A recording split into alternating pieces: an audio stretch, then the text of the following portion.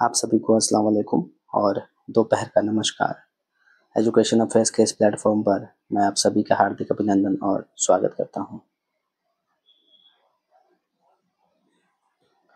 आज हम लोग काव्य शास्त्र, जो कि डॉक्टर भगीरथ मिश्र के द्वारा रचित यह पुस्तक है, जिसमें काव्य शास्त्र के विषय में उन्होंने विस्तार पूर्वक से बताया है कि आखिर किस प्रकार से जो काव्य है उसकी रचना की जाती है और किस किस प्रकार से होती है। तो आज इस किताब को हम लोग शुरुआत करने जा रहे हैं।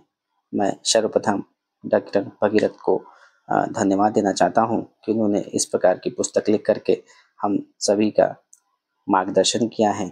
आइए सर्वप्रथम थोड़ा इनके बारे में समझते हैं कि जो डॉक्टर भगीरथ मिश्र हैं वह हिंदी साहित्य के एक प्रसिद्ध आलोचक और विद्वान रहे और उनका जन्म 20 मार्च 1913 को उत्तर प्रदेश के बनारस में हुआ। उन्होंने हिंदी आलोचना के क्षेत्र में महत्वपूर्ण योगदान दिया। उनकी आलोचनात्मक कृतियों में तुलसीदास, सूरदास, बिहारी और रस जैसी पुस्तकें हैं। वे साहित्य के सिद्धांतों और काव्य शास्त्र पर अपनी गहरी समझ के लिए जाने जाते हैं। डॉक्टर मिश्र ने काशी हिंदी विश्वविद्यालय में हिंदी विभाग के अध्यक्ष के रूप में भी कार्य किया है तथा इनकी मृत्यु 27 अप्रैल 2004 को हुई। उनका काम आज भी हिंदी साहित्य के छात्रों और शोधकर्ताओं के लिए एक महत्वपूर्ण संदर्भ स्रोत माना जाता है।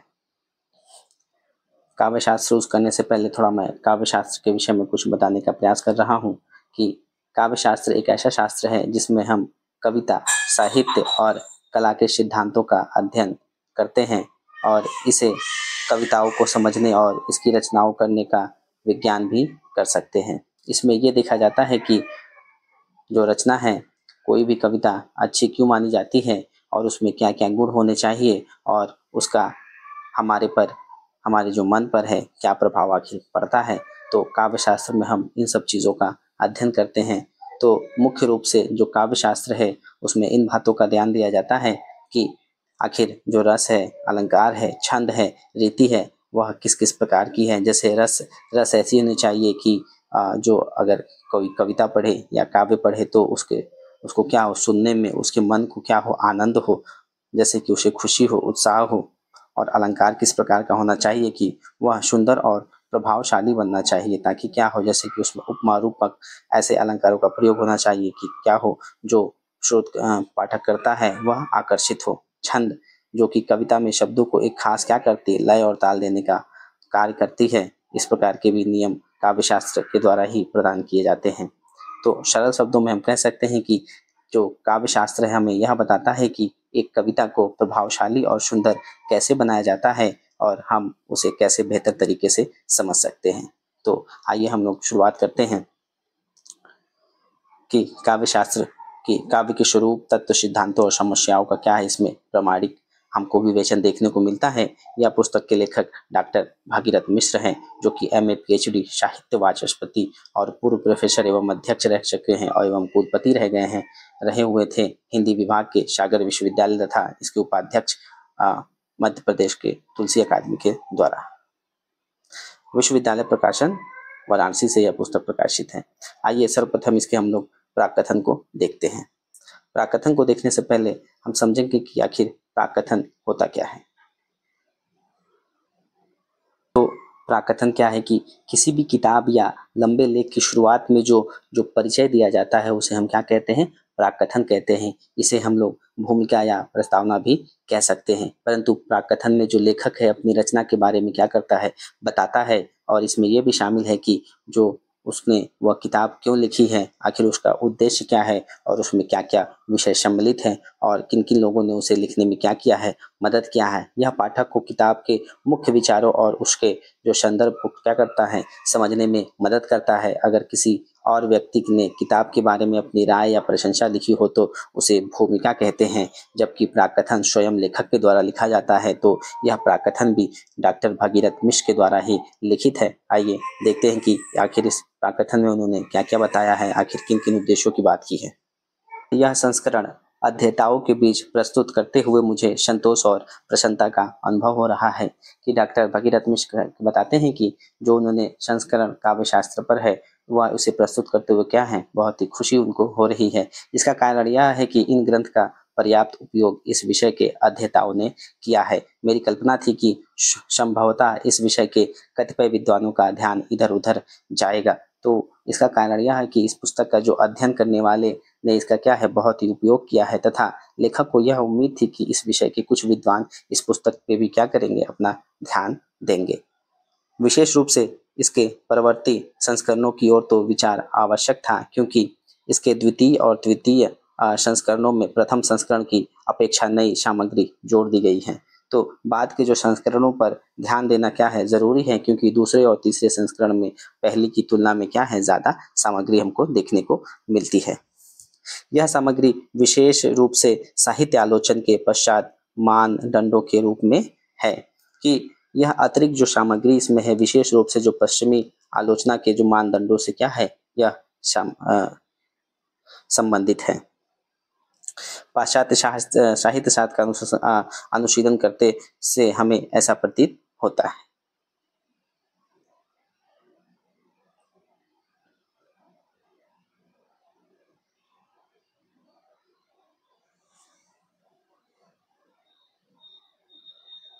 का समग्र विवेचन के लिए वैसे सिद्धांतों और मानदंडों का निर्माण नहीं हुआ जैसा कि संस्कृत साहित्य के अंतर्गत हुआ है। कि वह बताते हैं कि पश्चिमी साहित्य शास्त्र को देखने से पता चलता है कि वहाँ काव्य की सभी विधाओं के लिए क्या है, संस्कृत जैसी जो सिद्धांत है और मानदंड बिल्कुल नहीं है।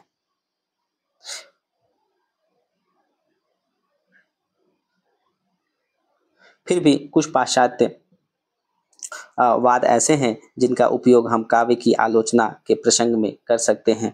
तो फिर भी क्या है कि जो कुछ पश्चिमी विचार हैं ऐसे हैं जिनका उपयोग क्या कर सकते हैं हम लोग, काव्य की जो आलोचना है उसमें हम लोग उसका उपयोग कर सकते हैं। इनका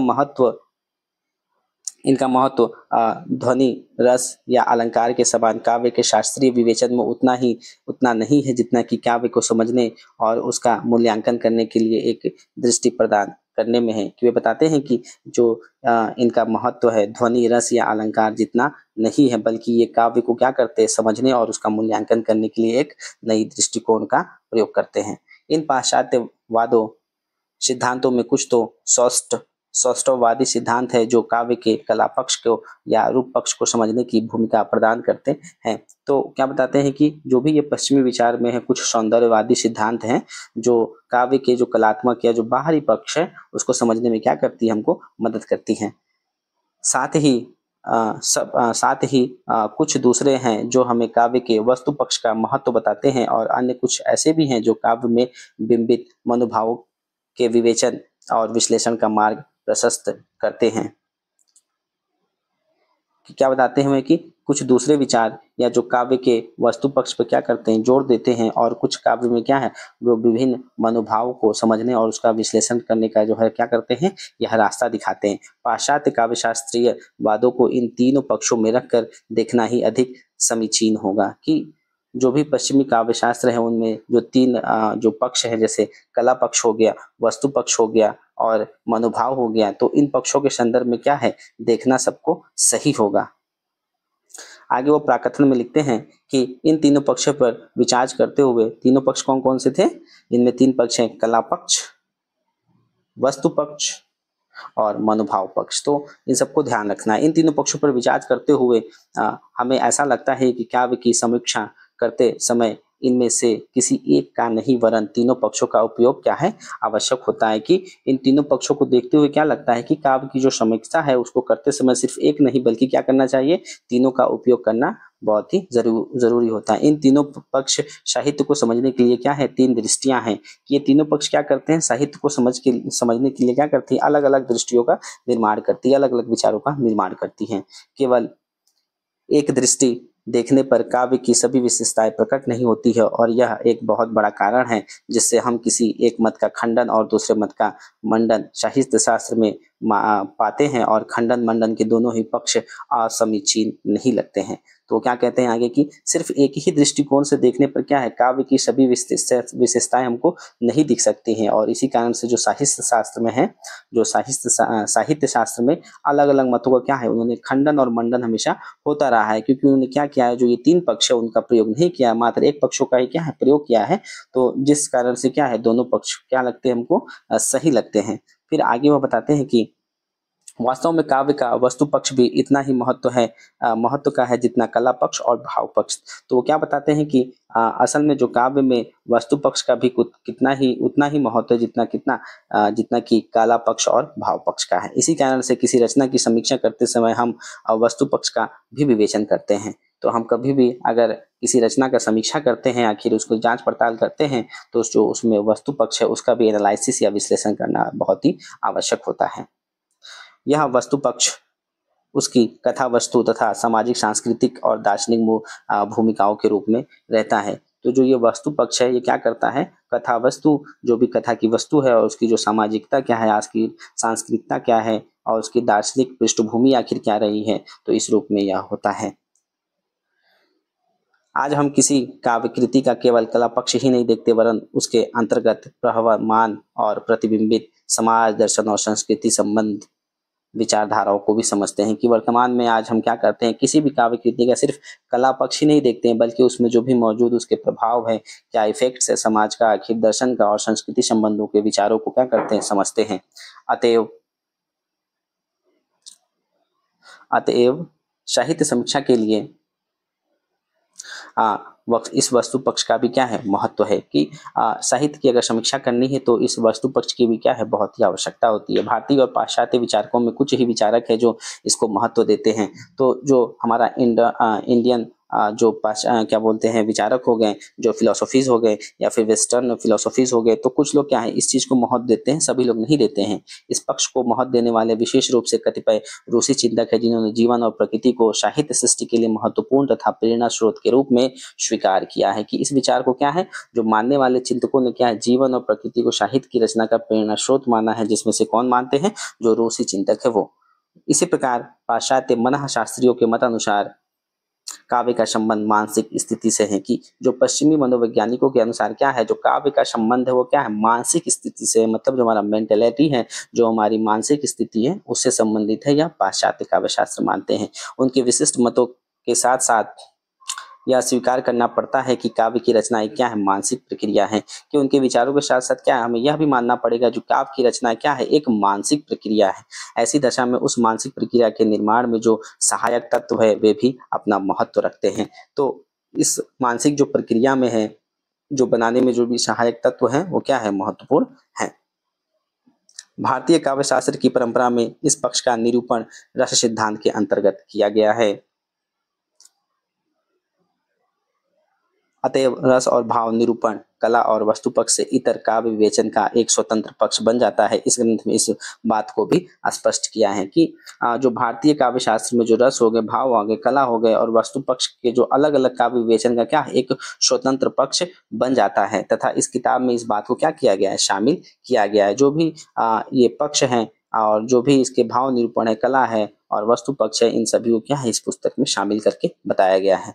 इस प्रकार नवीन संस्करण के अंतर्गत नई सामग्री के रूप में इस बात को समाविष्ट किया गया है कि साहित्य के अध्ययन और काव्य के विवेचन के लिए उपर्युक्त तीनों पक्षों का ज्ञान आवश्यक है और ये तीन पक्ष साहित्य को समझने के लिए तीन दृष्टियों का कार्य करते हैं। तो वह क्या बताते हैं कि ये जो नया संस्करण है और जो यह नई सामग्री जोड़ी गई है, यह साहित्य और काव्य को क्या है समझने के लिए ऊपर बताए गए जो तीन पक्ष हैं, उनको क्या है, इनका हमें ज्ञान होना क्या है, बहुत ही आवश्यक है। यहाँ यह भी कह देना आवश्यक है, इनमें से किसी भी पक्ष को घटकर या बढ़कर नहीं कहा जा सकता है। कि जो भी तीन पक्ष है, इसमें से न किसी को ज्यादा घटा करके न बढ़ा करके किया जा सकता है, बल्कि तीनों को समान रूप से करना चाहिए। ऐसे दशा में काव्य शास्त्र के अध्ययन के अंतर्गत इन सभी का अध्ययन वांछनीय है। कि अगर इसलिए जो काव्य शास्त्र का जब हम अध्ययन करते हैं तो इस समय जो सभी का क्या है, अध्ययन करना बहुत ही आवश्यक हो जाता है।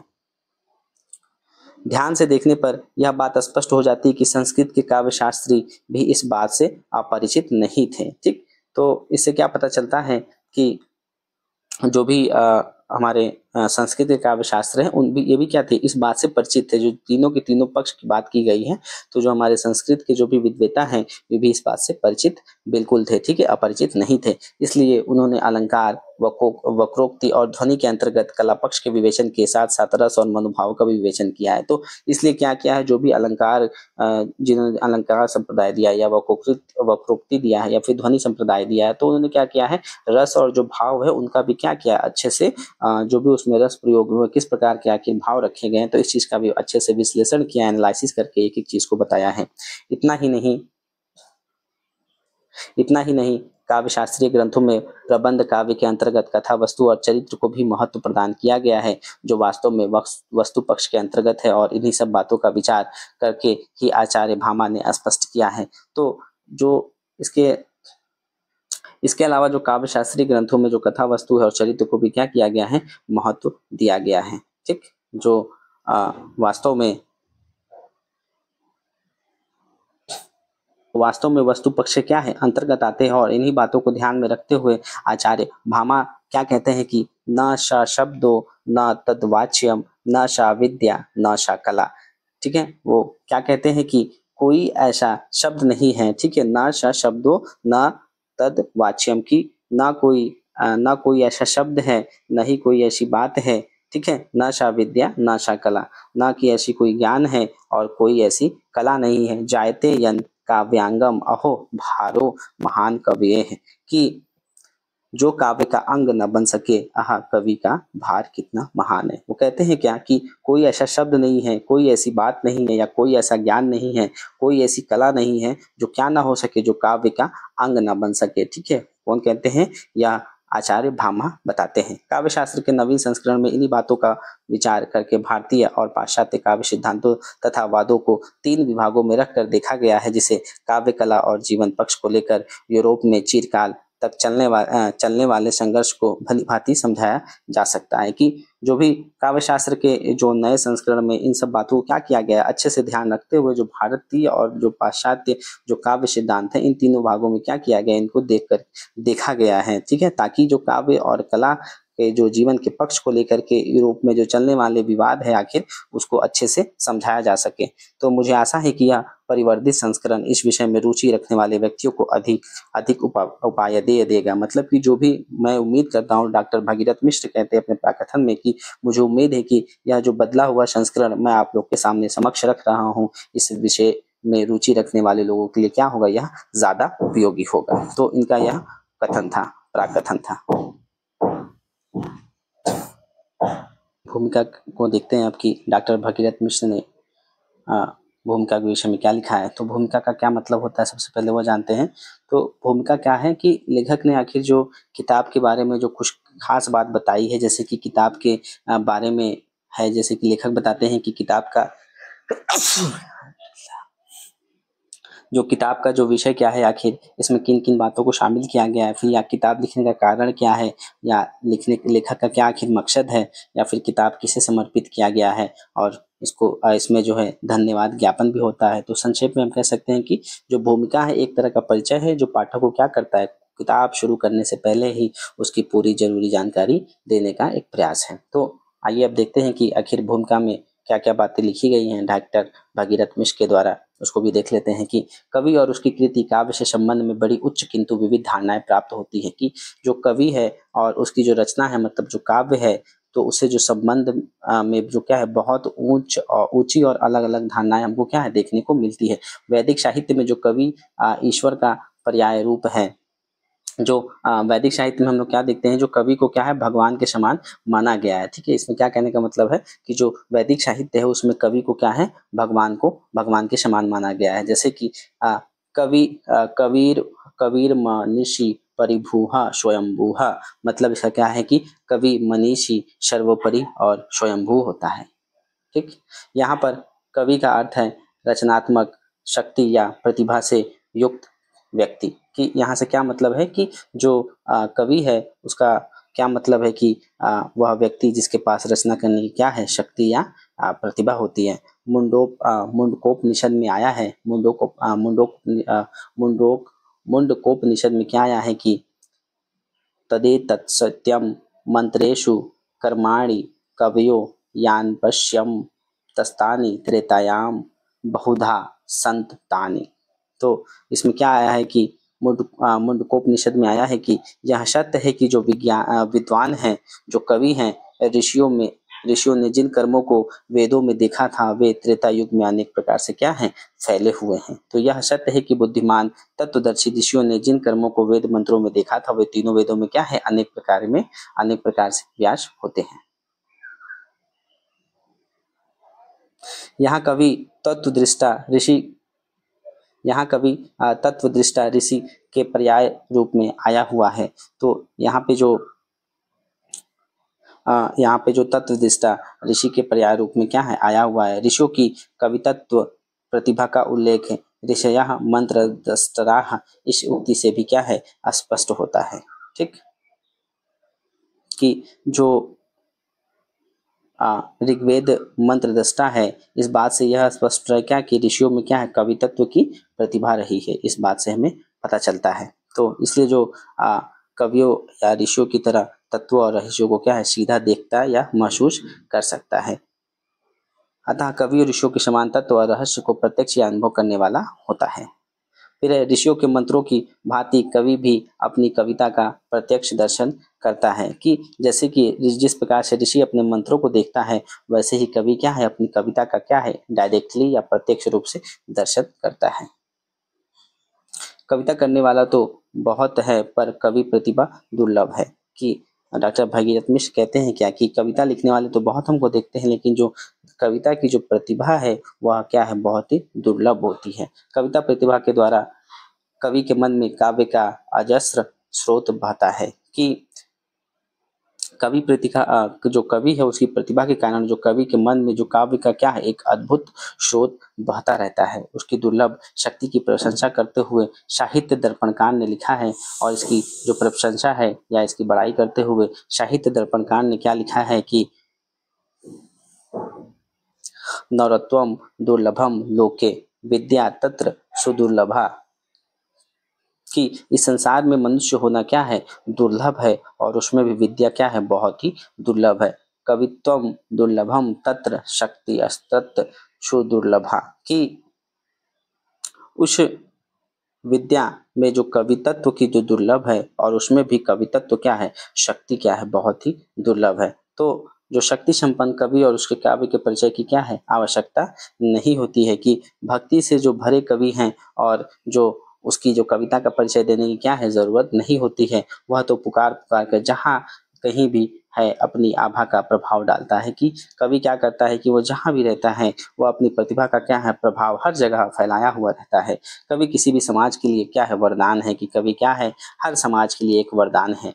कहा गया है कि बिना जाने हुए भी जैसे मालती की माला आकर्षित करती है, ऐसे ही अपरिचित होते हुए भी कवि की उक्ति मनोहरी होती है। कि कहा गया है कि जैसे कि बिना जाने भी मालती की जो माला है हमें आकर्षित करती है, वैसे ही अनजान होने पर भी जो कवि की बात है मन को क्या है, मोह लेती है। वास्तविकता तो यह है कि संसार को वाड़ी देने वाला कवि है, और सत्य बात यह है क्या कि सच तो यह है कि जो संसार को वाड़ी देते हैं, जो बातों को रखते हैं, बातों को बताते हैं, तो वह कौन है, वह कवि है। अपनी सूक्ष्म मानसिक अनुभूति द्वारा वह किसी भी शब्द के नवीन अर्थ को क्या है, दे सकता है। कि जो अपने सूक्ष्म मानसिक मतलब छोटे से छोटे मानसिक अनुभूतियों के द्वारा वो क्या करता है, जो शब्द को क्या है, नया अर्थ देने का प्रयास करता है, या उसको नया अर्थ देने की उसके अंदर क्या है, प्रतिभा होती है कवि के अंदर, और उसे अपने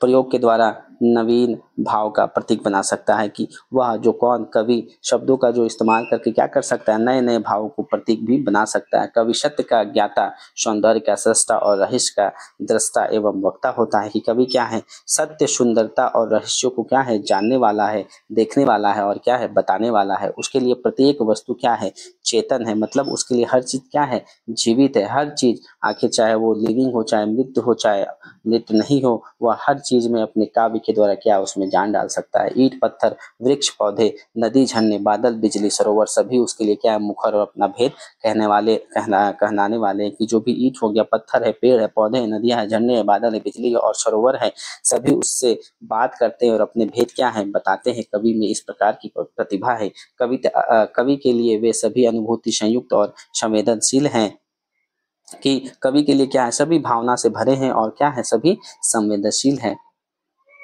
प्रसिद्ध दार्शनिक इमर्सन के विचार से कवि की वाणी मेघ गर्जन है। उसके विचार कानून है और उसके शब्द सर्वत्र वैसे ही समझे जाते हैं जैसे पशु और पौधे।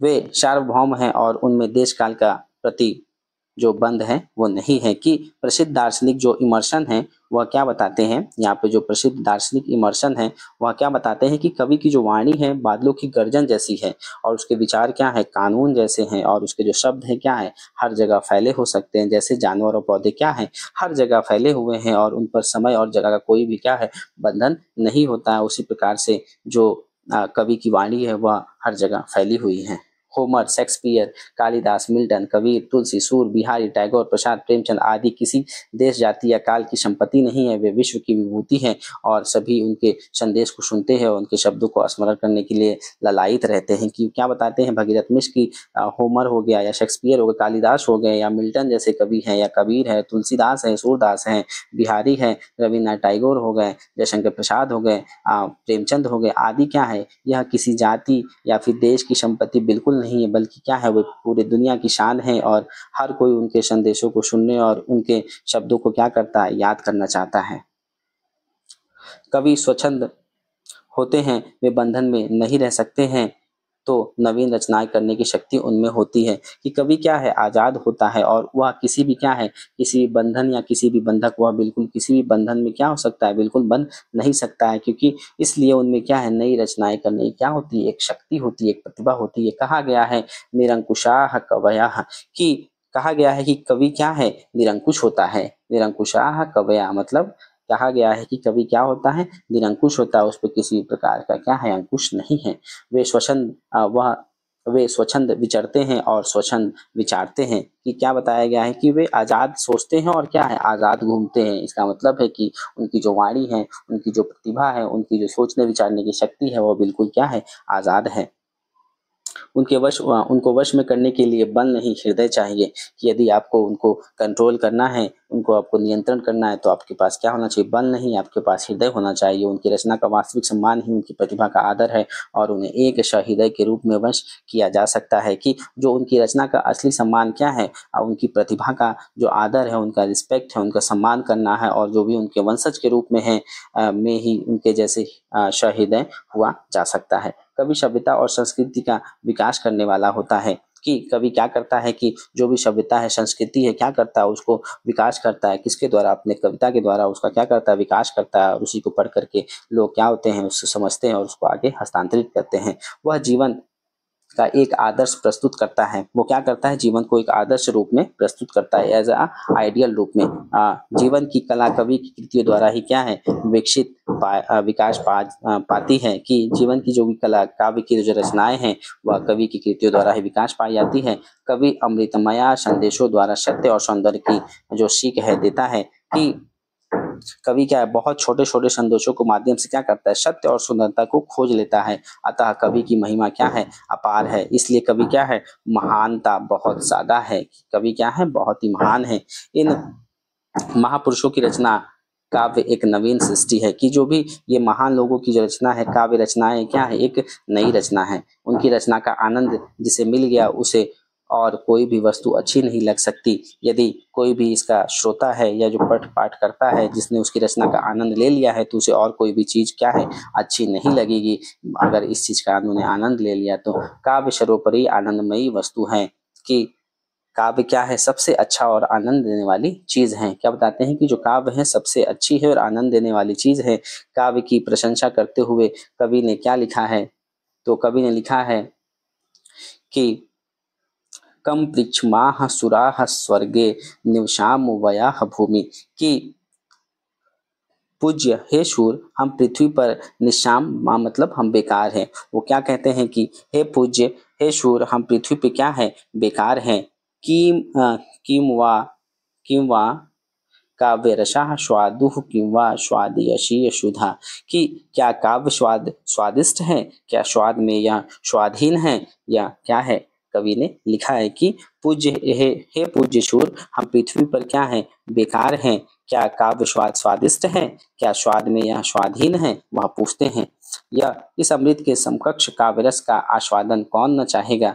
वह बोलते हैं कि इस अमृत के समान जो भी काव्य रस का जो आनंद है, आखिर कौन नहीं लेना चाहेगा। अमृत दुर्लभ है, कोई समय ऐसी वह भी होती है जबकि काव्य रस भी दुर्लभ हो जाता है। और इसी प्रकार से क्या है कि अमृत दुर्लभ है जिस प्रकार से, और कभी कभी तो काव्य रस भी क्या हो जाता है, इसी प्रकार से दुर्लभ हो जाता है। काव्य पोथियों में लिखा पड़ा रहता है, कि काव्य क्या है, किताबों में लिखा पड़ा रहता है। उस समय या तो प्रतिभाव युक्त कवि होते नहीं या फिर उनका सम्मान नहीं होता है। तो बताते हैं क्या कि उस समय जो कवि हैं, आखिर उनका जो कवि है वह क्यों नहीं प्रत्युक्त हो रहा है, क्योंकि उनका सम्मान नहीं हो रहा है, क्योंकि समाज में सहृदयता या रसिकता नहीं होती है। कि समाज में क्या है, जो सहृदय या कला को समझने वाले क्या हैं, वहाँ लोग नहीं रहते हैं। सात्विक गुणों की प्रधानता सात्विक गुणों की प्रधानता, भाषा ज्ञान, मनोज्ञता, काव्य शास्त्र का ज्ञान और काव्य सेवन के हेतु समय, ये सब बातें काव्य रसास्वादन के लिए अपेक्षित है। कि काव्य का जो आनंद लेने के लिए जो भाषा है, ज्ञान है, और जो ज्ञान है, मेहनत है, समय है और रस को समझने जैसी बातों का क्या है, होना बहुत ही जरूरी होता है। राजनीति के दांव पेच चलते ही रहते हैं, कारोबार चलता ही रहता है, घर गृहस्थी की चिंताओं का तो कभी अंत ही नहीं, संसार में हजार झंझटें लगी रहती है। कि राजनीति के जो दांव पेच है, जो राजनीति में कार्य हो रहे हैं, वो तो चलते ही रहते हैं, और दुनिया क्या है, हमेशा चलती रहती है। छोटी मोटी जो चिंताएं हैं, कोई कमी बिल्कुल नहीं है, चिंताएं ही चिंताएं हैं, और दुनिया में हजारों परेशानियां क्या है, लगी रहती हैं। उनकी ओर देखकर ही लोगों ने संसार को दुखमय माना, और हमारा दुर्भाग्य है कि हम उसी दुखमय संसार में ही चौबीसों घंटे बिताना चाहते हैं। कि इन्हीं परेशानियों को क्या है, लोग जो हैं देख करके लोगों ने क्या है, दुनिया को दुखों से भरा हुआ माना है, और हमारा दुर्भाग्य कि हम उसी क्या है, दुनिया में 24 घंटे रहते हैं। क्षण भर भी काव्य का आनंद पाने के लिए हमारे पास समय नहीं है, जो हमारे मन को स्वस्थ और हृदय को उत्साहपूर्ण कर सके। कि हमारे पास क्या है, इतना भी 24 घंटे में समय नहीं है कि हम क्या कर सके, काव्य को पढ़ करके उस काव्य का आनंद ले सके, जो हमारे मन को और हमारे दिल को क्या कर सके, स्वस्थ कर सके और हमें उत्साहित कर सके। मैं तो समझता हूँ कि समाज में इसी प्रकार के निरपेक्ष आनंद के भावों में व्यक्तियों का आनंदमय दीर्घजन्य समाप्त हो गया है। तो कवि क्या कहते हैं कि जो मैं तो यह मानता हूँ कि जो समाज में जो इस तरह के जो निस्वार्थ लोग हैं, या आनंद की जो कमी है, आनंद की कमी के कारण क्या हो गया है, जो लोगों का आनंद है भरा लंबा या फिर जीवन जैसे खत्म हो गया है। दुख के बीच भी चिंता से मुक्ति दिलाने वाले काव्य हैं। कि जो भी दुख है, या भी आप जो भी आपके अंदर जो भी आपके पास जो दुख है, उस वो या चिंताएं हैं, उनसे कौन मुक्ति दिलाने वाला है, तो काव्य है। रुदन के बीच जो हास्य छिटने वाला है, वह काव्य है। यदि आपके जो मन में रोने का भाव है, तो उसको भी हटाने वाला क्या है, काव्य है। दुखी को हंसाए और हंसाने वाले को दुख का आनंद दिलाने वाला भी काव्य है। इसी का अनुभव करके कहा गया है, इसी का अनुभव करके क्या कहा गया है कि संसार विश्व वृक्षस्य द्वे एव मधुरे फले। कि संसार रूपी विश्व वृक्ष के दो ही मीठे फल हैं, काव्यामृत रसास्वादः संगमः सच नयः सह। कि काव्य रूपी अमृत का स्वाद लेना और सज्जनों के साथ रहना। वो क्या बताते हैं कि इसी बात का अनुभव करके क्या कहते हैं कि जो संसार रूपी विष वृक्ष हैं, जो संसार रूपी विष वृक्ष है, उसमें क्या है, दो ही मीठे फल हैं, या तो काव्य रूपी अमृत का स्वाद लेना हो, या फिर सज्जनों के साथ रहना हो। काव्य हमारे संस्कार बनाता है। काव्य क्या करता है, हमारे संस्कारों को बनाता है, हमारे भीतर स्नेह और मधुराई का विकास भी करता है। कौन, काव्य सौंदर्य की दृष्टि भी प्रदान करता है। कौन, काव्य। काव्यगत सौंदर्य को जीवन में उतार कर ही हम सभ्यता की सीढ़ी पर चलते चले जा रहे हैं। कि हम लोग क्या कर रहे हैं, काव्य की जो भी सुंदरता है उसको जीवन में अपना करके ही क्या कर रहे हैं, हम अपनी सभ्यता की जो सीढ़ी है, सभ्यता को क्या कर रहे हैं, आगे बढ़ाने का कार्य कर रहे हैं। सौंदर्य को देखकर आनंद प्राप्त करना हृदय का काम है, और सौंदर्य की सृष्टि करके सृष्टि और उससे प्राप्त आनंद को सुलभ बनाना कवि का काम है कि जो सुंदरता को देखकर आनंद पाना या हृदय व्यक्ति का जो काम है, और वो सुंदरता की जो रचना है और उससे मिलने वाला जो आनंद है, सबके लिए क्या सुलभ बनाना, यह कवि का यह काम है कि सबको वह सुलभ बना दे, हर चीज को। मानव जीवन काव्य के आनंद के बिना चल नहीं सकता, कि इंसान का जो जीवन है काव्य के आनंद के बिना बिल्कुल क्या है, चल नहीं सकता है। ऐसे काव्य की रचना ऐसे काव्य की रचना कभी रुकती नहीं, पर उससे आनंद पाने के लिए हमें कुछ ज्ञान और संस्कार प्राप्त करना भी होता है। जिस ज्ञान को प्राप्त कर कवि सुंदर कविता कर सकता है और सहृदय काव्य का पूरा आनंद प्राप्त कर सकता है, वह है काव्य शास्त्र की। जिस ज्ञान के से जो कवि है सुंदर कविता कर सकता है, और सहृदय जो भी उसकी व्यक्ति का काव्य पूरा, और जो भी मान लीजिए जो कवि है वह जो कविता की रचना कर रहा है, और जो व्यक्ति है जो श्रोता है उसको सुन करके या पढ़ करके पूरा आनंद ले रहा है, तो वही काव्य शास्त्र है। काव्य के स्वरूप को समझना और उसके तत्वों का विश्लेषण करना इसी का कार्य है, कि काव्य के जो भी स्वरूप है और जो भी उसके एलिमेंट्स है, तत्व है, तो उसका क्या काम है कि काव्य शास्त्र का विश्लेषण करें। सहृदय काव्य की संवेदना से युक्त होते हुए भावक काव्य शास्त्र ज्ञान से, कि सहृदय लोग क्या करते हैं, काव्य की जो संवेदना से भरे होते हैं, और भावुक लोग काव्य शास्त्र के ज्ञान से भरे होते हैं। कवि साधारण जन की अपेक्षा भावक या आलोचक के द्वारा अपने काव्य की प्रशंसा करना चाहता है, कि कवि क्या है, आम लोगों की बजाय क्या है, भावुक या जो भी आलोचक से अपनी कविताओं की क्या करना चाहता है, प्रशंसा करना चाहता है। एक लोकोक्ति यहाँ पे दिया गया है कि सरस कबिन के चित्त को बेधत द्वैसो कौन, कि सरस कवियों के मन को कौन भेद सकता है, कि सरस या अच्छे जो कवियों के मन है उसको कौन भेद सकता है। समझवार सराहिबो समझवार की मौन, की नासमझ प्रशंसा करे तो समझदार क्या है, चुप रहे। संस्कृत की प्रसिद्ध उक्ति तो है ही, संस्कृत की क्या है, जो प्रसिद्ध उक्ति तो है ही कि अर्षिकेशु कवित्व निवेदनम शीर्षि माँ लिख या लिख माँ लिख, कि संस्कृत की जो संस्कृत की प्रसिद्ध कहावत है, बेर शीकों के सामने कविता मत पेश करो। क्या है ये, जो संस्कृत की एक प्रसिद्ध उक्ति है कि संस्कृत की जो प्रसिद्ध कहावतें हैं वह बेशरीकों के सामने जो पेश है उसे, या उसे पेश मत करो, मेरे सिर पर मत लिखो। यह संस्कृत की क्या है, एक बहुत ही प्रसिद्ध उक्ति है। अतः आरसिक न बनना पड़े, इसलिए काव्य शास्त्र का ज्ञान आवश्यक है, कि इसलिए आरसिक न बनना पड़े तो हमें क्या है, काव्य शास्त्र का ज्ञान क्या है, होना जरूरी है। कवि विकास काव्य शास्त्र के ज्ञान के बिना पूर्ण सफलता प्राप्त नहीं कर सकता है। वे बताते हैं कि कवि भी काव्य शास्त्र की क्या है, बिना पूर्ण सफलता बिल्कुल प्राप्त नहीं कर सकता। उसके भेद प्रभेद तथा उक्ति वैचित्र के विविध रूप अलंकार छंद ध्वनि रस भाव आदि से अवगत होकर वह उच्च कोटि के काव्य की रचना कर सकता है। कि जो भी कवि है, जो भी जो काव्य शास्त्र ज्ञान रखने वाला, जो भी उसके अलग अलग रूप है, अलंकार है, छंद है, ध्वनि है, रस है, भाव है, आदि को क्या है, जानकर ही अच्छे अच्छे कविताओं का वह क्या कर सकता है, रचना कर सकता है। नहीं तो बहुत से भूले भटकों की तरह वह भी छंद और अलंकार के काव्य में अनावश्यक होगा, जबकि उनसे मुक्त रहना कवि के लिए संभव नहीं है। वे आगे बताते हैं कि इसका मतलब यह है कि जो लोग हैं काव्य के बारे में ठीक से नहीं जानते, वे कविता में जो छंद और अलंकारों को बेकार समझते हैं, जबकि कोई भी अच्छा कवि इनके बिना कविता नहीं लिख सकता है। तो काव्य शास्त्र का ज्ञान वो बताते हैं कि काव्य शास्त्र का ज्ञान होना क्या है, बहुत ही आवश्यक है। मुझे यह कहने में किंचित संकोच नहीं है कि आज हमारा साधारण समाज काव्य शास्त्र उतना अवगत नहीं है जितना कि वह 100-150 साल पहले था। और भगीरथ मिश्र बताते हैं कि बिल्कुल चिंता किए बिना कि जो हमारा समाज है वह वर्तमान समय में काव्य शास्त्र से बिल्कुल अवगत नहीं है, मतलब काव्य शास्त्र के विषय में कुछ नहीं जानता है, बल्कि इससे पहले 100 से 150 साल पहले क्या है, काव्य शास्त्र के ज्ञान रखने वाले बहुत ही विद्वान विद्वेता हुआ करते थे। अन्य विषयों में के ज्ञान में हमें ऐतिहासिक चेतना से अतिशय आच्छादित कर दिया गया है, इसमें संदेह नहीं है। कि जो दूसरे विषयों के ज्ञान में हमें क्या है, बहुत ही ज्यादा ऐतिहासिक सोच से भर दिया गया है, इसमें बिल्कुल भी शक नहीं है। हम अपने बैंक बैलेंस और उदर पोषकारी विद्या केवल ज्ञान नहीं वरन चतुराई भी से पूर्ण अवगत होना चाहते हैं, पर आनंद का द्वार काव्य और उसका शास्त्र हमको कोसों दूर है।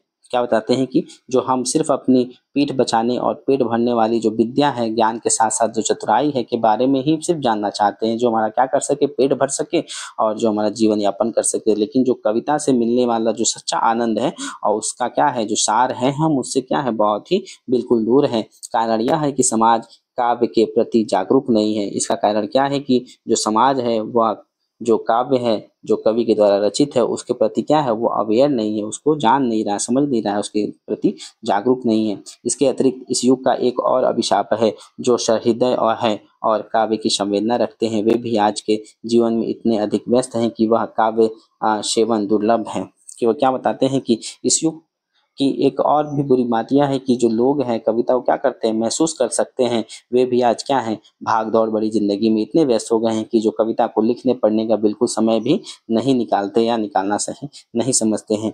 वह काव्य सेवन जो रस का स्रोत है, उस रस का जो ब्रह्म स्वाद सहोदर माना गया है, जिससे चित्रवृत्ति विश्रांति पाती है और जिसमें आत्मचेतना अपने शुद्ध रूप में जागृत होती है। कि वह बताते हैं कि यह कविता पढ़ना वो है जो आनंद का क्या हो स्रोत हो, ऐसा आनंद जो ब्रह्मा के आनंद के क्या हो समान हो गया है, जिससे मन को शांति मिलती है और अपनी आत्मा में क्या होती है शुद्ध चेतना के लिए जागृत होती है। रस सहानुभूति का सामाजिक महत्व स्पष्ट है कि रस सहानुभूति का सामाजिक जो महत्व है वह स्पष्ट है कि रस जो काव्य का जो रस मतलब कि काव्य का जो आनंद है वह सामाजिक महत्व भी क्या है स्पष्ट है। यह हमें दूसरों के प्रति क्या करती सहानुभूति सिखाता है। यदि हम रस की निर्वैयक्तिक एवं आनंदमय अनुभूति में तन्मय हो सके तो जीवन की क्षुद्र वृत्तियों स्वार्थ ईर्ष्या द्वेष क्रोध पिशूनता आदि भी शांत हो जाए, अभी एक अखंड आनंद की लहर समाज में फैल सकती हैं। कि आगे वह क्या बताते हैं, अगर हम जो रस के उस आनंद में अगर डूब सके तो किसी व्यक्ति विशेष से जुड़ा नहीं है तो हमारे जीवन की क्या है छोटी मोटी जो भी बुराइयां हैं जैसे स्वार्थ जलन गुस्सा नफरत क्या है आदि भी शांत हो सकती है। तभी जो हमारा समाज में एक अस्थाई अटूट और आनंद क्या है फैल सकता है, जब हम काव्य शास्त्र में या फिर जो काव्य को पढ़ करके उसका आनंद लेंगे तब। फिर आगे बताते हैं कि काव्य सौंदर्य की सृष्टि है, कि काव्य क्या है सौंदर्य की सृष्टि है, कि कविता सुंदर की क्या है सुंदरता की एक रचना है। कवि सौंदर्य का दृष्टा और सस्ता होता है और कवि क्या है सुंदरता को देखने वाला और बनाने वाला है। इस कवि के द्वारा देखे गए काव्य कृतियों में उतारे हुए सौंदर्य की ओर बढ़ता बढ़ता मानव समाज आज सभ्यता के इस स्तर पर पहुंच गया है जहां सौंदर्य का महत्व सब स्वीकार करते हैं, चाहे उससे पूर्ण एवं स्वच्छ आनंद प्राप्त करने का अवकाश या संस्कार उसके पास न हो। और आगे क्या बताते हैं कि कवि ने जिस सुंदरता को देखा है और अपनी जिंदगी में अपनी जो कविताओं में उतारा है उसी के कारण जो मानव समाज है आज सभ्यता के इस स्तर पर पहुंच गया है कि जहां सब लोग क्या है सुंदरता को ही क्या है महत्व मानते हैं, भले ही उनके पास उस सुंदरता से जो पूरा और शुद्ध आनंद पाने का समझ हो या न हो। अतः सौंदर्य को अनुभूति में उतार कर सौंदर्य को बढ़ाने वाला और अनुभूति को पुरस्कृत करने वाला काव्य अमृत तुल्य है। वह बताते हैं कि इस सुंदरता को महसूस करा करके उसे बढ़ाने और हमारी भावनाओं को शुद्ध करने वाली क्या है कविता अमृत के समान होती है। उस अमृत तत्व को पहचानने वाले सहृदय ही होते हैं, कि अगर उस अमृत तत्व को वही पहचान सकता है जिसका हृदय क्या है कोमल है और संवेदनशील है। और जैसा कि कहा गया है, जैसा कि क्या कहा गया है कि तत्वम किमपि काव्यानम जनाति विरलो भुवि, कि दुनिया में ऐसे बहुत कम लोग हैं जो कविता के उस अद्भुत तत्व को जान पाते हैं। और मार्मिकः को मरंदानाम तंत्रेण मधुव्रतम, कि यह संस्कृत का क्या है एक श्लोक है, ठीक है, यह संस्कृत का एक श्लोक है और जिसका क्या है अर्थ है कि कौन ऐसा है जो मर्दाना या पुरुष को मथ कर यानी मंथन करके उसका क्या है सार निकाल सकता है। अतएव काव्य का मर्म समझने के लिए काव्य शास्त्र का ज्ञान और संवेदना का विकास आवश्यक है। प्रस्तुत पुस्तक में काव्य के स्वरूप की मीमांसा और सिद्धांतों का परिचय इसी उद्देश्य से प्रस्तुत किया गया है। और अंत में कवि क्या कहते हैं कि इसलिए जो कविता का जो असली मतलब समझने के लिए क्या है हमें काव्य शास्त्र का ज्ञान होना, कि किस प्रकार से आखिर काव्य शास्त्र या कविता किस प्रकार से रची जाती है, उसमें रसों का छंदों का अलंकारों का किस प्रकार से आखिर प्रयोग किया जाता है और भावनाओं का क्या किस प्रकार से उसमें विकास होता है, इसको जानना बहुत ही आवश्यक है। और इस पुस्तक में जो काव्य कविता का जो स्वरूप है उसकी व्याख्या और उसके जो भी सिद्धांत है उसके परिचय देने के लिए क्या है यह लिखा गया है। यह डॉक्टर भगीरथ मिश्र के द्वारा जो इसका भूमिका है उसमें यह बताया गया है। तो आज हम लोगों ने जो